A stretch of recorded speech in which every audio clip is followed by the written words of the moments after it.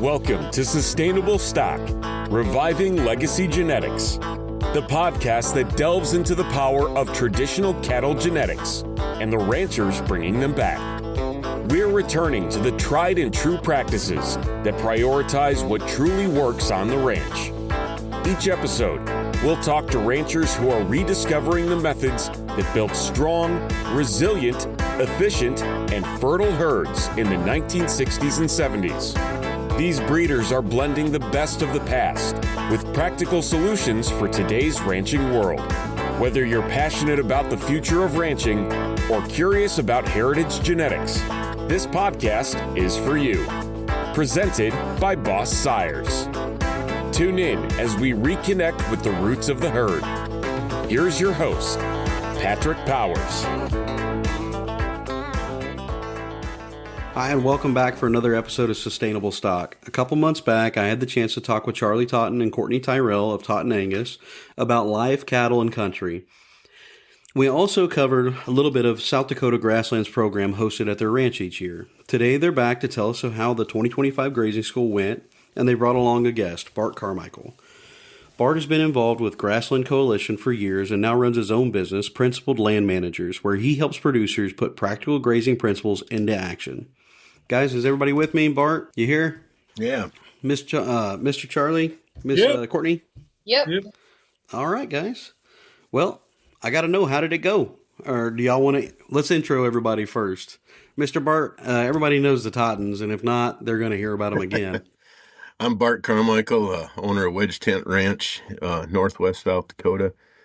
I have a family, a wife and a family of 4 kids and a grandson, and we raise registered Angus seed stock up here, and we have a high-intensity, short utilization grazing program that we've adapted.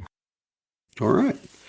Well, and Mr. Charlie, Miss Courtney, y'all want to give a quick howdy-do so everybody can remember who you are? Okay, I'm Charlie Totton. I'm the old guy of the group. Yeah, I got to deal with your kids. But we operate a seed stock operation north of Chamberlain, South Dakota, which is pretty much the central part of the state. Registered Black Angus and a few Herefords. Go for it. Yep, and I'm Courtney, his daughter, and I moved back to the ranch in 2019, and my husband and I and our 2 children live on the ranch now. Alrighty. Well, I've asked y'all to come back on to this, today with me and to bring Mr. Bart along so you could fill me and the listeners in on how the 2025 Grazing School went. I'd like to hear what opportunities there were involved with that, what knowledge was taken away, and the hope it brings for an industry. Can I give you a little history first? I'd absolutely love some history, sir. This grazing school, the Grassland Coalition started in, near as I can tell, 2003. And we've had 41 schools and about 1,100 and some students have been through it. It's been on my place. Well, originally there was only one school in Chamberlain. I went to the 2007 school. And then we had 2 schools back to back here at Chamberlain. Then they figured out they needed more schools, so now they have one West River, one East River, and one still here at the central part of the state. So about half of the graduates have attended at our place, and as much as they learn, I think that we learn more from them every year. It's very interesting to talk to them and network and see what works in their area, what they've tried, what they've thought about. There's a lot of dreaming at these schools, and that's it's fun. That's wonderful. Well, I believe you, I have a note that you attended your first one in 2019, or were you already a part of it before then? Yep, I attended the full class in 2019. All right. And Mr. Bart, you come in somewhere in between all this, right? Yeah, I probably attended the school in 2014, become a board director at that time, because of some of the things we were doing, and just went from there. I almost started teaching. I think I started teaching the very next year at the school, being an instructor and leader. And yeah, I kind of got a smile on my face when we were doing the back-to-back ones. It was like you'd end one class on Wednesday and start the other class on Wednesday, and then I couldn't remember if I told this group that or that group that. Yeah, and I know that feeling. Yeah, it got really mind-numbing and boggling. So, Well, it's good to know that there's that many people seeking that education. I don't recall if we covered it at any point. What are the stated goals of this course? well, the goal really, like on day one, we kind of challenge everybody's paradigms coming in, and that is really the goal of day one, is to challenge their paradigms, their way of thinking, what ranching is and how it has to be done, and some of the alternatives, and then that's what leads into day two, is kind of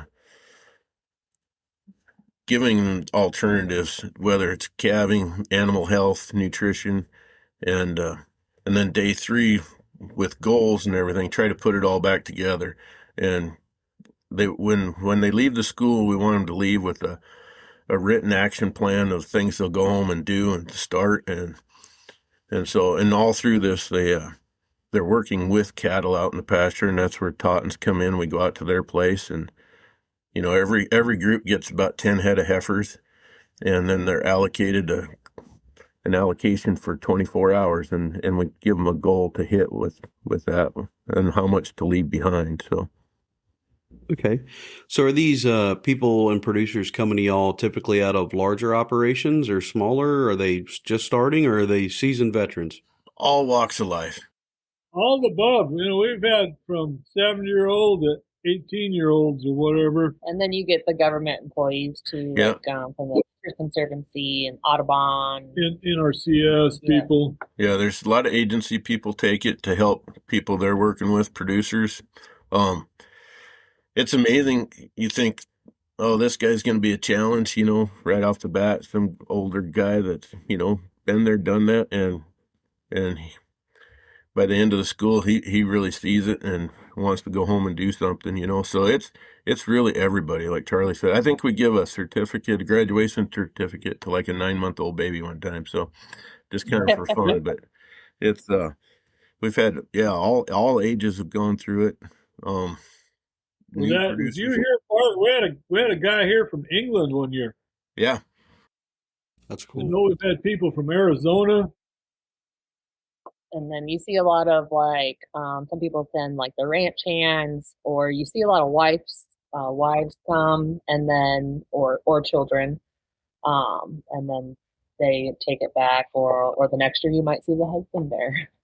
That's cool. yeah. So if I were to join, I'm sorry. Well, I Go was ahead. going to say there's several producers that have been through it that actually end up sending all their hired men. I mean, I can think of one in particular. Anybody he's ever partnered with or runs cattle with, he sends them through the grazing school. That's awesome. And then it's definitely got to be an impactful course for that level of commitment. But I think my question would be, so no one has to join in with a single desired goal. You can come in needing different things out of the system or different knowledge imparted to you, and you can walk away with that. You can choose to gain what you want while you're there. Oh, absolutely. I think it's really set up for all levels. Even if you're somebody coming in don't have a clue. Maybe you're just moving to the country. Maybe it's somebody that's had cows. We had a restaurant owner come through it here 2 years ago through the school in Wall, and just to learn where the food that he's cooking is coming from, So, and he come out of there with a bunch of goals. So I thought that was really cool. All right. Well, what is the role of grazing education? What do y'all hope to achieve with this? Is it something you want to see sweep across the country, our relationship with cattle, or is it something completely? Am I not even close to what y'all are hoping to get? I do. I don't want to interrupt. I want to see it sweep across the country. We move cattle here every day or every other day, and just what we're seeing in our pasture, the improvement in our pasture, the soil health, the diversity of plants, the health of livestock. I mean, I think it's very underutilized, as we went through history when fuel was cheap or land was cheap, and we just turned them out and let them go. And now, ranches are costing 100 times what they used to, and fuel prices are higher and input prices are higher. And, we've been able to double our numbers on the same resource, So I think the food supply of America or the world would even actually be impacted if everybody would start incorporating this type of grazing into their operations. Okay. I'd like to add on to that. He doubled his numbers, but by doing it with a timely move, he's also improving his natural resource at the same time. Yeah. I mean, I start out chasing getting more grass or running more cows. And then after I figured out how to do it, I figured out I could improve my natural resources and get more grass and run more cows all at the same time with a daily moves type situation.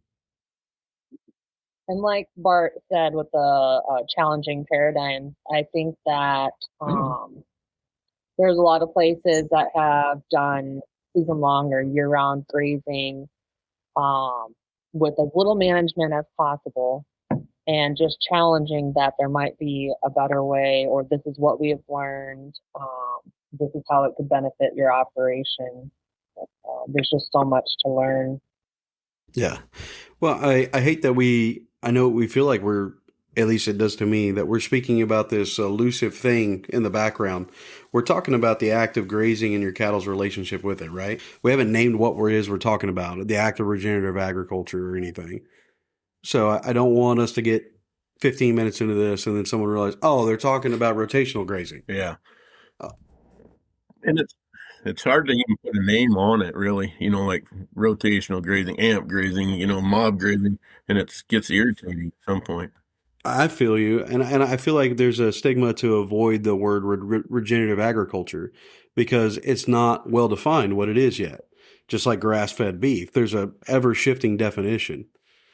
So we could make a statement. Would everybody agree that any action in the right direction is considered regenerative? If you have any acknowledgement of your soil's health being in a degraded state, you're already making an act of regenerative agriculture. Agree. Yeah, and really it's managing the whole. It goes back to holistic, which people don't even like that word, but it's managing the whole, because that's where, when I first started, and we're all seed stock people here and we love genetics, but that's where I started. Was I wanted to be a good cow man. Well, to be a good cow man, I needed to be a good grass man. To be a good grass guy, I needed to be a good bug guy. To be a good bug guy, I needed to be a good soil health guy. And so it's been a progression for us that the more we manage them smaller, fine-tuned details, the better everything else gets after that. I can follow that logic. The thing that interests me most about the act of regenerative agriculture, I don't recall where I read it, is the purpose of animal husbandry and animals within agriculture is to use unusable land, unarable land. And the Tottons here are a great example of that. They're ranching the steppes. If we were in any other country, there'd be sheep there, and they managed to make cattle do it. And I think that is a excellent utilization of it. They go to the harsh environment, they utilize an environment that couldn't be used otherwise, and then they're rewarded by coming back into the other grazing systems. Yeah, I hear. I think the new popular, or maybe it's not new, but upcycling. Upcycling. Yeah, not recycling, or upcycling. I like it. Turning That's great. Grass into a steak. Yeah. Well, Hayden Moore, that's exactly what he said.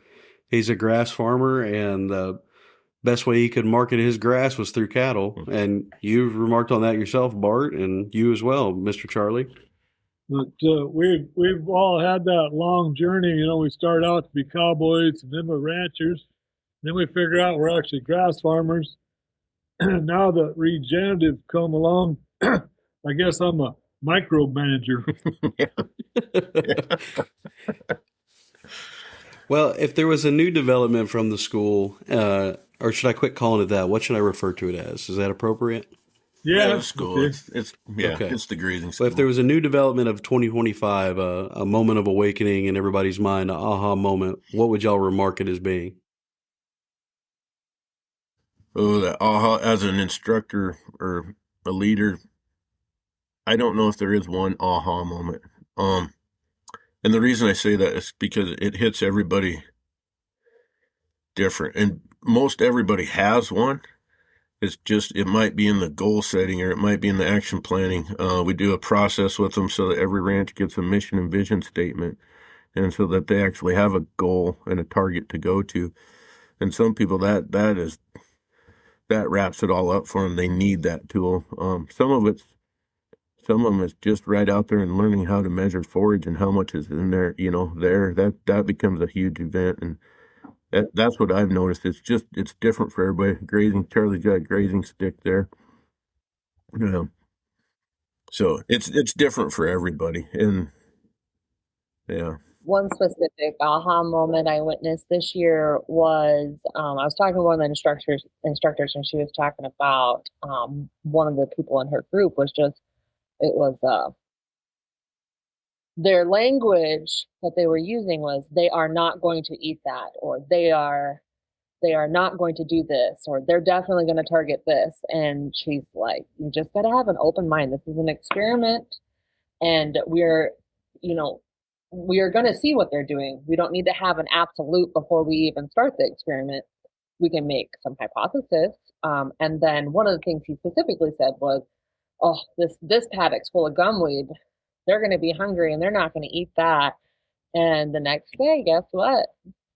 Some of the gumweed was gone. Some of it was trampled. It looked great. And man, just to see him realize, oh man, I never thought that they would eat that or utilize it in any way. Well, I watched them when we moved cattle this year. The next day, the first thing they ate was the seed heads off the lamb's quarter, the weed. Yeah. And they had all this grass, fresh grass. They ate the seed head off the lamb's quarter. First thing, and then they ate the grass after they run out of lamb's quarter. So it's really cool to see, we've witnessed it a lot, and we're always learning new things, but it's cool to see the light bulb in the new students each year. But basically, we've kind of got over, we don't really have weeds. We just got a few plants we ain't figured out yet. But cows, creeping jennies are favorite. And poison ivy. Poison ivy's right up there, Just a lot of them things we used to try to kill, cows really love. Yeah, and then also learning what stage of growth is most palatable has been huge. In the school, there's a few terms that we kind of try to get people to not use. One is weeds. We call them forbs. Yeah. The other is litter. It's called armor for what we're leaving behind. So just them are mindset things that we try to change in people, as we go through the school. We've kind of went from rest to recovery, because rest just means it laid there. Recovery means there's adequate moisture and temperature for it to recover. So the two are not the same. Not at all. Nope. Okay. So I'm already catching on to some trends of what I could pick up there. I wonder, do y'all allow people to understand how far they are away from these holistic systems? Do you help them understand how they got away from it, or how their system is currently failing? Or do you just say, this is a working system, these are the tools that are utilized within it, learn how to get here? Mostly we use just that they're tools. One thing I have learned is not telling people that they've done it wrong for the last 50 years. It's not that we're doing anything new. It's a lot of it's what we're doing is something that's forgotten. And, and there is some new stuff in there, and it's an alternative. So we do try to challenge their paradigms, but we're not telling them they're wrong, because we don't know everybody's situation. So everybody's situation is different too, but we don't want that to be an excuse either. Yeah. Well, are there any Are there any blanket statements? I know that some people within the regenerative agricultural space, it has to be this brand of cattle to do it. It has to be, you have to rotate on this day increment. You have to have moisture levels of this. Or is this principles that could go anywhere and work anywhere? They're principles that can go anywhere. And that's where we started our own company, Principled Land Managers, so we could go anywhere and go to different places because it is based on the principles. And that's a mindset in itself, because that's actually what started me down this road. Was I could go to Charlie's and go to the school way back when, but it rains at Charlie's. That was in my head, and why would I go there to learn about grazing? And I didn't even know Charlie at the time, but I knew the school was there. So we actually hosted a 2-day workshop here, and I got to really learning about it. Well, then the more I learned, the more I wanted to learn. And so now it's go to that school, because you're going to learn the principles, and then principles can work anywhere. Practices may change a little bit, but if you implement the practices, they will work everywhere. Okay. I'd like to step back and talk about the actual school, like how it's set up. Mm-hmm. I like that. So I was just going to ask if we could, rather than act like we're trying to sell people to come to the program, let's talk about it. Yeah. Let's make them feel like they were there for a minute. So the day before, some of the instructors show up and start setting stuff up. And so they have reels, an electric fence, step-in post, an energizer, a trailer, chairs, tables. They bring in porta potties. And so they literally start setting up in our pasture. And then we spend about half a day sorting heifers to make sure that we have the best fit for the environment. We wouldn't want to have a heifer We don't want to eat have somebody. Yeah. And we've been very lucky that our genetics have made that pretty easy. And then we also weigh them typically, maybe not all of them, but at least some of them to know how many pounds they are as far as land impact, how many animals. Okay, so they set up some fences, we bring in some cattle, and then the next day, students registration's at 6:30 in the morning. This is all day. There's a lot of stuff to pack in. And so registration, and then they show up out there at noon, 1 o'clock. Nope, I lied. You lied. They showed up early in the morning. Yeah. And they learn about grazing math, and measuring forage. And then they are given a goal. So like one group might be take half, leave half. One group might be leave 1,000 pounds. And one group might be 5,000 pounds for a percentage of what's there. And so they try and do math based on clippings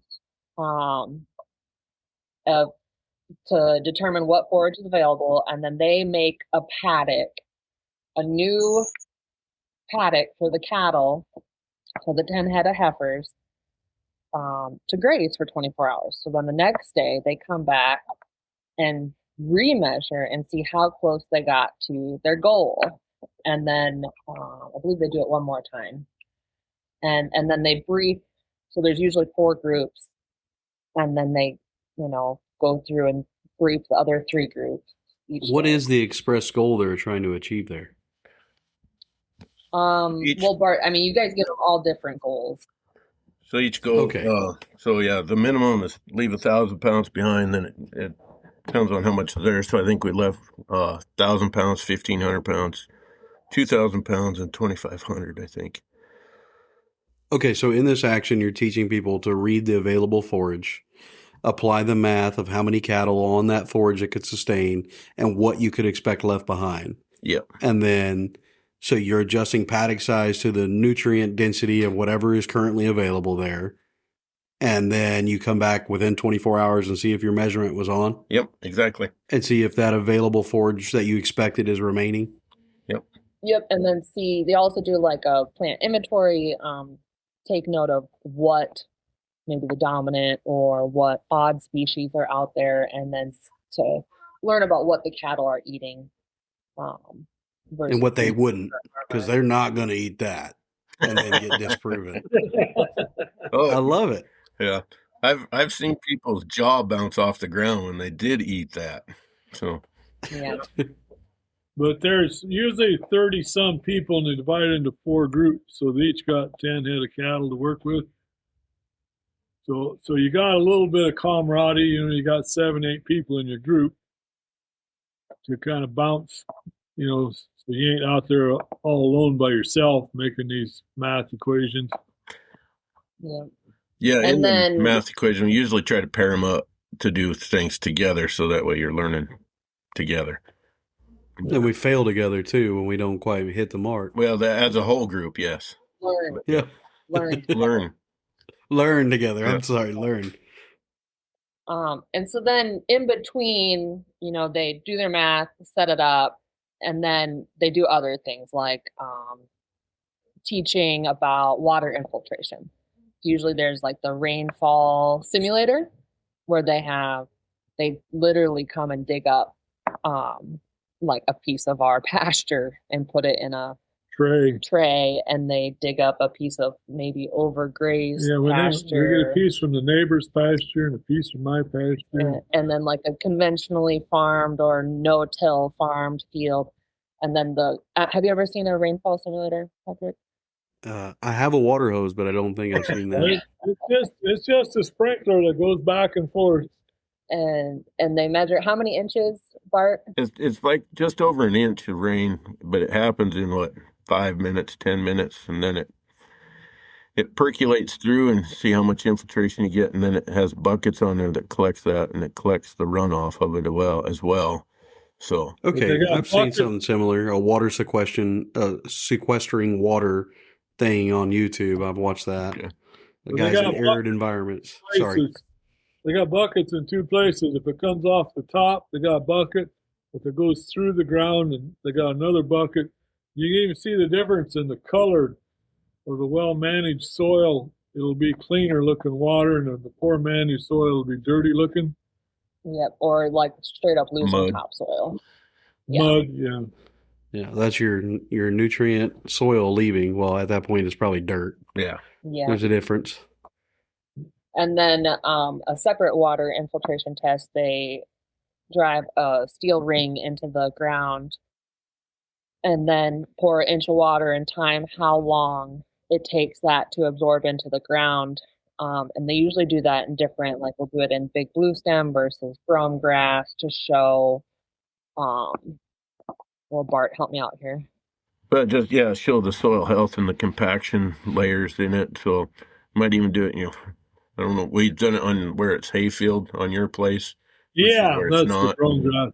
So shows how the nutrients have left and how you get compaction layers, so that it becomes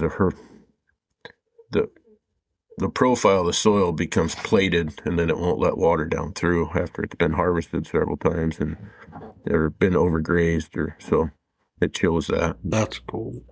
But we've moved like 100 feet from the brome grass to a big blue stem patch, and went from 6 minutes in the brome grass to 6 seconds on the big blue stem. Wow. It's major difference. Yep, major difference.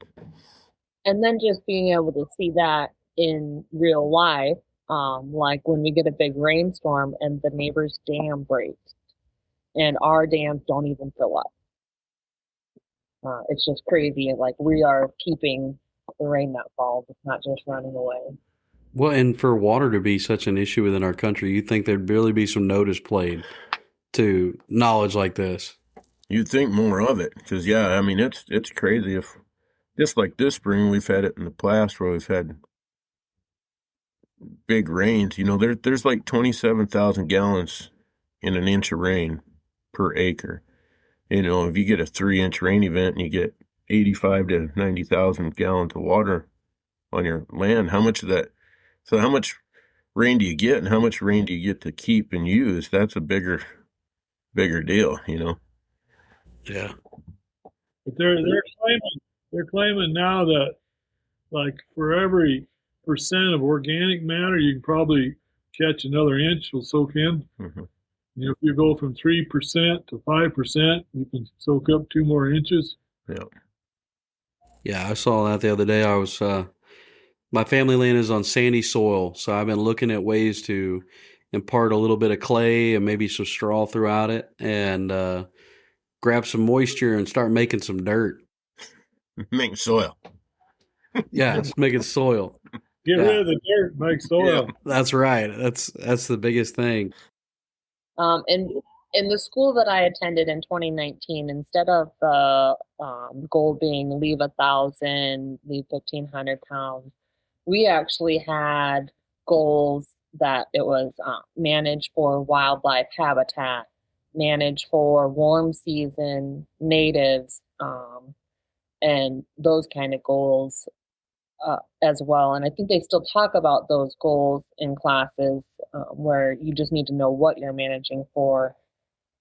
But it's very interesting to put I that in like that that's perspective. noted separate. There's different management styles. There's more to think about than just the cattle that are sustained off that piece of land. Yes, when we give a report every day after you find out how much you left. And then now we give reports and we talk about how it affected the animals, of course, how it affected plant life, how it affected soil health, how it affected wildlife, and how it affected ranch economics as a whole. So that way we talk about all those. Those used to be the objectives of the grazing deal, and now they're the talking points of each allocation, how they affected each one of those. So I think we're maybe halfway through day 1, right? Yeah. Yep. Yeah. Well, please carry on. But like a lot of these people that aren't doing any managed grazing, they've never even seen polywire, in the reels and the push and step in posts. I mean, a lot of stuff in the last 20 years, stuff's come a long ways for moving fences. Them step in posts, that's the best thing since sliced bread. But and so when they come here, they get to see all my gadgets and even stock water and different floats and portable tanks and whatever. They get to see the whole gamut of what's possible. Yep. And then a lot of times they'll talk about, like how hard it is to train cattle to polywire. And I really don't think it's hard. It's just some people think it might be. So the thing about polywire, it's a mental barrier, and it works both ways. It's a mental barrier for us. It's a mental barrier for cattle. And once we decide we'll make it work, it'll work. So. Yep. So I'm already hearing many principles coming out of this grazing school that I feel that our country could benefit from. One, the concept of teaching me to recognize what the available forage is, and recognizing that a certain healthy amount needs to be left behind so it'll be there once again. And then I'm hearing exactly. These remarks on water, which have me intrigued because I don't retain any here on my property. So what would be some other things y'all cover if y'all were to... Well, we do plant identification, so which is the big one. So you talk about diversity and each species, what it's bringing, and working in a polyculture versus a monoculture of plants, A lot of our country anymore is dealing with monocultures and have lost their diversity, so we talk about that a lot. Animal nutrition, they bring in a cow-calf specialist, sometimes reproduction specialist, to talk about nutrition, management decisions based on nutrition, body condition scoring, and ways to improve nutritional status in your production of cattle. Okay. A lot of the back in the good old days, ranchers had a summer pasture, a winter pasture, and a calving pasture. And even if you would just rotate the 3 pastures and not use the same one the same time, it would be an improvement. But if you season long graze, it's hard on your most productive warm season grasses. You wind up with all cool season pasture. And your winter pasture is probably full of warm season grass that's too rank for cows to eat in wintertime. And I mean, it's just getting over them paradigms, just convincing people that there's a better way. Okay, well, what is is there a missing piece that people sometimes confuse when they start thinking about these lines of improving soil health? Is there a tool that no one recognizes as a tool? Well, cattle, in first of all, cattle, or livestock, I should say, because, a lot of people's answer is to get the livestock off, and they're the ones that actually do the improving. Using them as a tool helps improve the land. They're trampling, their saliva, they're grazing, they're defecating, urinating. We talk about fertilizer. Urine is urea. It's right in the name. And then carbon, manure is carbon. Get all that. You get that. You start building that cycle, and it starts cycling better. So the livestock in itself is a tool to improve soil health. I think Courtney was going to say something, but well, like forage planning, drought plans. They talk a lot about trigger dates and destocking and how the importance of appropriately stocking. And do you have anything to expand on that, Bart? Yeah.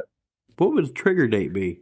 Trigger date. So like something that if you're not getting rain, not getting moisture, it's that you pick a day, and everybody's a little bit different. So like we have one in the fall, say November 15th. If we're not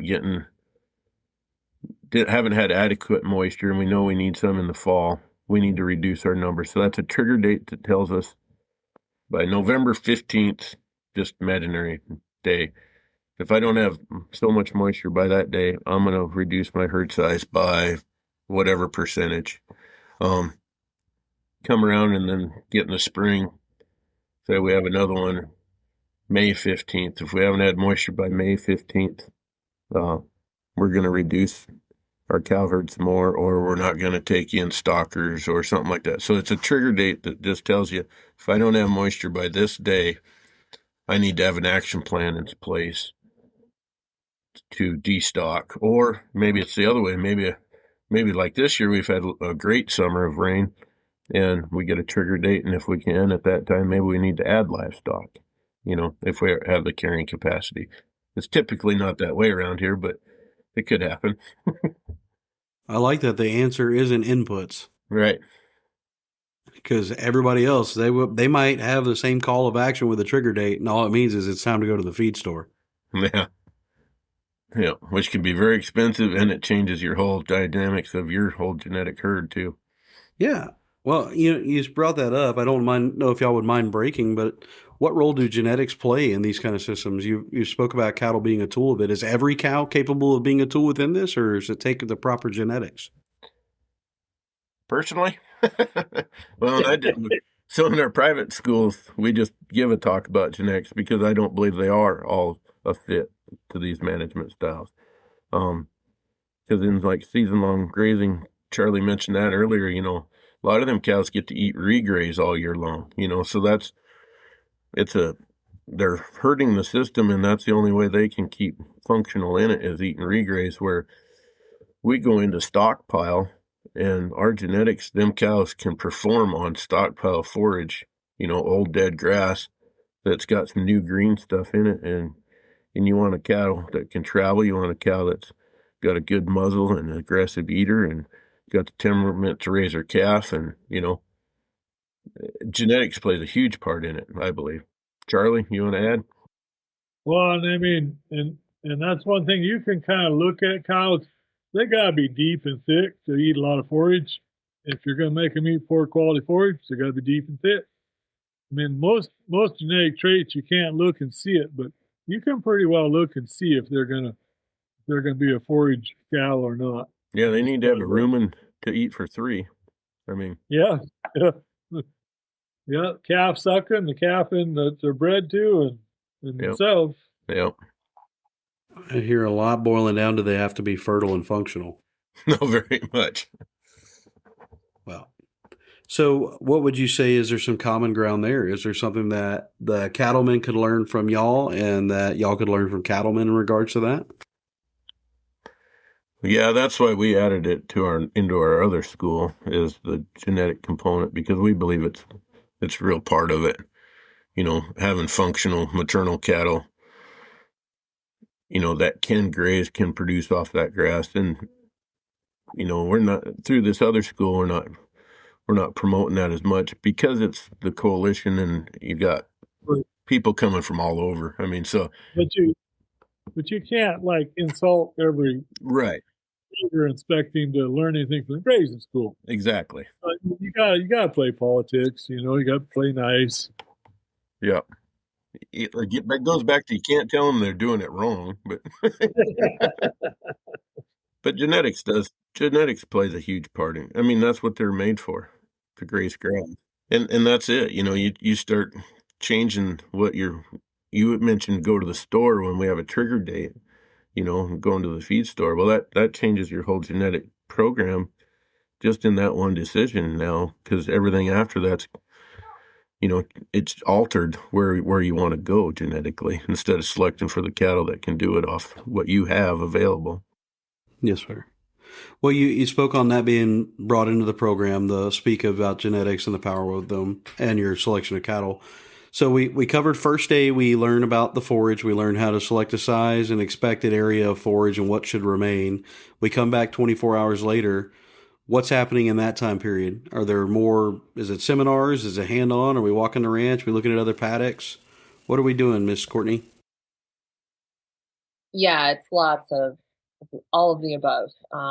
They do probably equal amount classroom and outdoor, with like the plant ID and the water infiltration built in, and we look at bugs and sometimes we're lucky enough to see dung beetles. This year there was a fog, and so there was an incredible amount of spiders. It's always interesting to see what we see.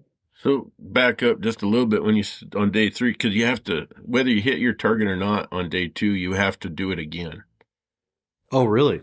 Yeah, so you reallocate again. So then on day 3, then you go back and see how you did again. All right, so day 1, we're setting up the field with our expectations in our formula. We come back, assess how we did with our math, and then we set up again. Yep. So you will know how to do this before you leave. Yeah. And day 3, you come back, you measure one more time, see if you got it right second time. That's awesome. Yeah. And re-explain everything and why you did it that way and what you think the effects were on those 5 things that I talked about earlier. So the how and why comes up again and again. Very much. That's good. Why is a big one. We've had people that come in there and we've really asked them why a lot, and you get to the third why when they spit out an answer. Some people get kind of frustrated, but you're trying to get through to the core of what they're thinking and why they're doing things. So why is a big blanket over the whole school, is why. Well, I came in today looking for nothing but hows, and I think I'm going to leave with whys. I feel guilty. I'm asking y'all to talk about what's definitely an in-person thing, kind of removed, and I feel like we're all struggling with it a little bit. Well, and I think a little bit so that's one thing that the school does, like Charlie's there hosting it, and him and Courtney presented this year at it. And then so every group has a producer that's a group leader. So that somebody that's actually at home doing what they're doing, and then they'll be mixed with agency people as well, helping lead the course. But everybody has a producer that's actually at home doing exactly what we're showing you there. And it has to work and be profitable, or they wouldn't be there to continue teaching. Right. But this school keeps improving. Back when it started, it was kind of all NRCS extension people, and what Bart's trying to tell you now, it's more producer driven than just the educated NRCS whatever kind of people. I like that. More boots on the ground, less suits and ties. Yep. And then they do a really good job at the school of like goal setting, mission and vision, and how to like what their goals are and how to reach them. And then as well as they have a follow-up program or mentorship program where the mentors will meet with you and help you work through some of your goals. I like this. This doesn't sound so regionally specific. I know a lot of other programs that I've had the privilege of reading into. There's, it's hard to high density graze in the Northeast. I imagine it doesn't just quite grow as thick. So the principles y'all are talking about, I feel could apply elsewhere within the country. Mr. Bart, any opinion on that? Yeah, Seems to put a smile on your face. Well, you're like, you can't do it there, and I'm like, huh? What? You can. It can happen anywhere, and it's going to look different. We've talked to people in Arizona, whatever, and they're running. Up here we're running a cow every 24 acres. In Missouri, it's a cow every 5 acres. Arizona, the guys are running a cow every 100 acres or 120 acres. And the how is going to look different, but the why and the principles are the same. So I was incorrect in my statement. Yeah, well, yeah.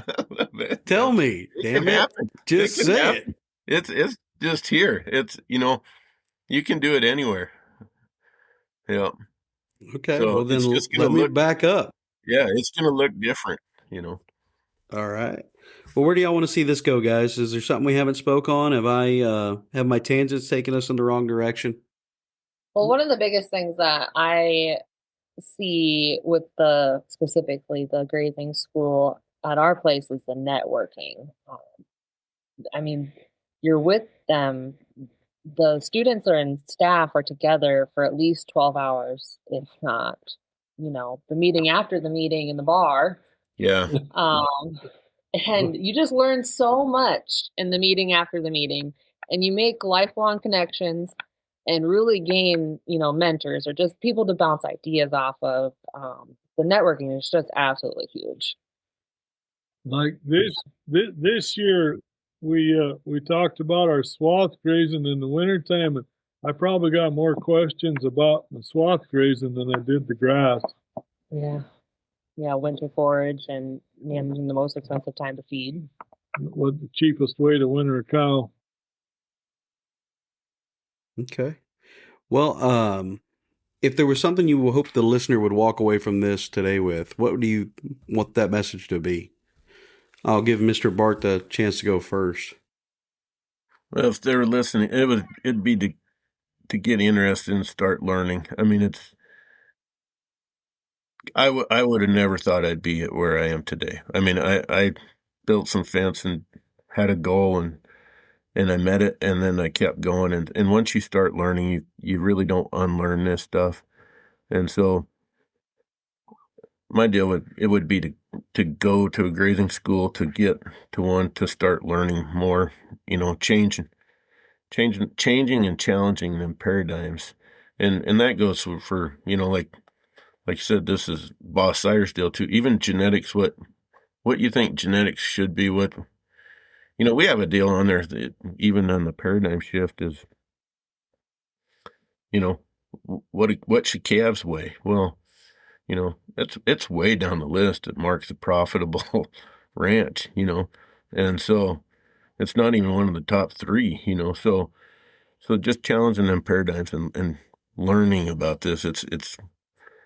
There's a paradigm that, they see us moving cows all the time. They say, well, you can't even warm your horse up in that pasture. And we ride more than a lot of guys around us do, and but it's all a paradigm, you can't do it that way. You can't do it here. You can't do it in the Northeast, like you'd said, it's like, well, that's all a mindset, and so it's to open up your mind and would be my biggest deal. Yeah. Well, Miss Courtney, Mr. Charlie? Well, this school that we're talking about is obviously in South Dakota. Bart teaches, I don't know, are you for hire anywhere, Bart? Yeah, we're for hire anywhere. Well put. Yeah. We'd love to see you in South Dakota. But like you said, there's opportunities anywhere. And my biggest thing is, um, talk with your extension agents and see what kind of learning opportunities are available in your region, and just go and learn. Just yeah, and network. And then shameless plug, December 4th and 5th, we'll be out in the beautiful Blackfields of South Dakota at the annual South Dakota Grasslands Coalition annual conference. And that last year it was one day, and they, bring in speakers and have breakout sessions, and it was great. Learned a ton, always learning. And this year it's 2 days, and we're very excited to see what that is. And then we'll also be there as part of a breakout session as well. Anyways, and like people always worry about, well, I ain't got time to go move fence every day. I figure I get paid about $300 an hour on the more cattle I run than what I used to. But we actually, when we started mob grazing, we didn't increase our cow herd. We increased the days we graze. So instead of feeding 6 months and grazing 6 months, now we graze 10 months and feed 2 months.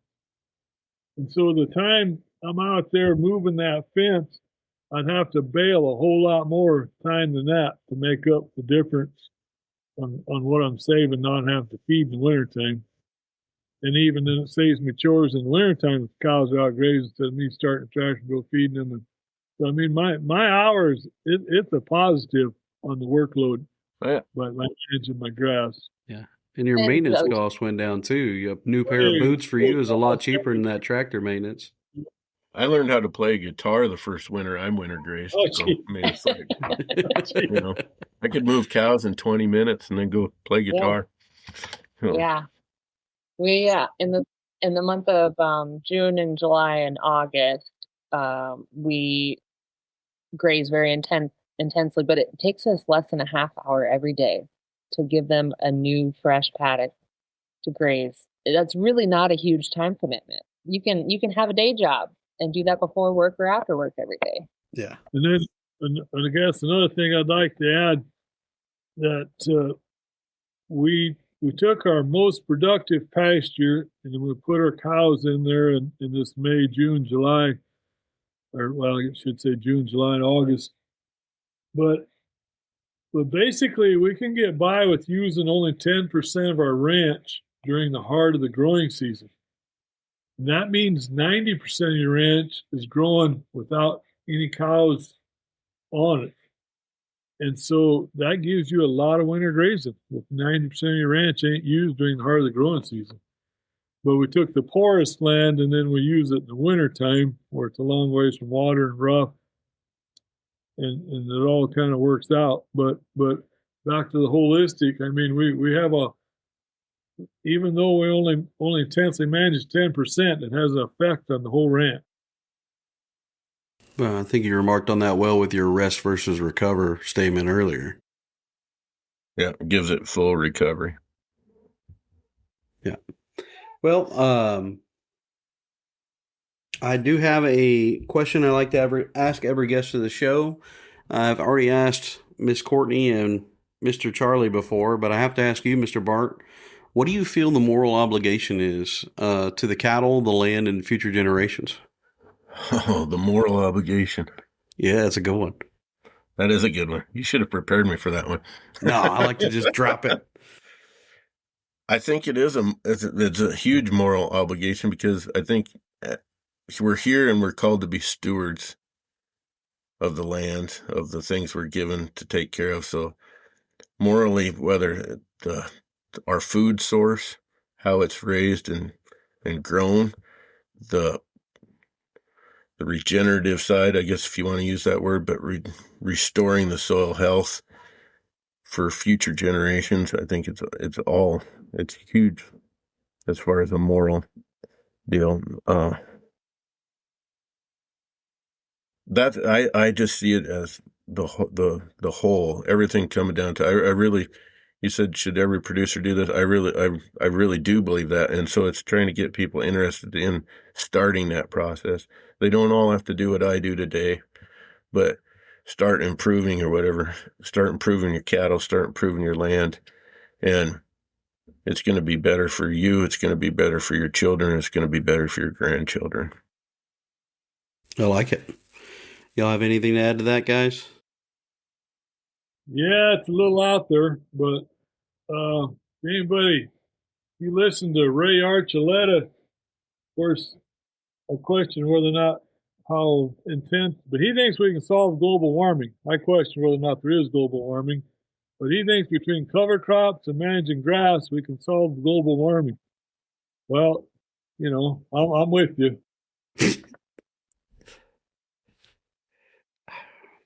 I like it, Mr. Totton.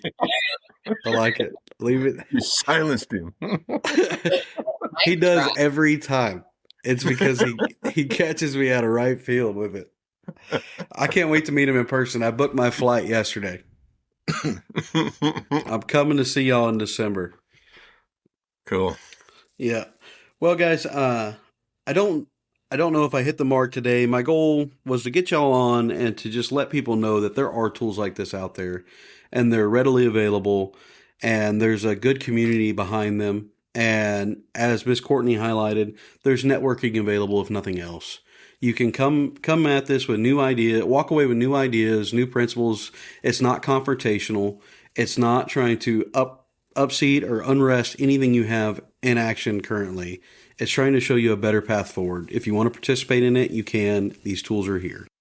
Yeah. And I felt like y'all could do a good job representing that. Bart, you in your role as an educator, Totton's in your role as educators and as users of this knowledge as well. So I really appreciate y'all coming on and speaking about all this. And as I said previously, I don't know if I hit the mark, but we did something. So thank y'all for being a part of it. Thank you for inviting me. Appreciate it. Yes, Patrick. sir. And Totton's. Yep. All right. Bart, you should plug your company one more time. Yes, please do. Let us hear. What's the name of your company, Bart? Principled Land Managers. Pat Guptill and myself started it a couple years ago because we were invited to go teach in another state. And so we've now been in three different states teaching and been in talks with a few other states. And it's trying to spread this knowledge across the nation versus locally. And it's there for consultation and to help people get going. That's perfect. And what was the name of y'all's operation again? Wedge Tent Ranch? Oh. I'm messing with the Tottons. I'm sorry. Well, guys, thank y'all again for letting me eat up y'all's Friday night. I know it was supper time for some of y'all. So I won't keep you any longer. I hope y'all enjoyed it. And thank you again. That it was fun. Thank you. Yeah. Don't forget to Ranch with purpose. And breed for the future. Thank you for tuning in to Sustainable Stock, Reviving Legacy Genetics. If you enjoyed this episode, please subscribe and share.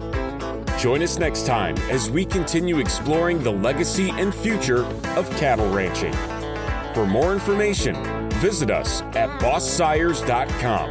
That's BOSSIRES.com. Or connect with us on Facebook. Until then, stay rooted in common sense and connected to the herd.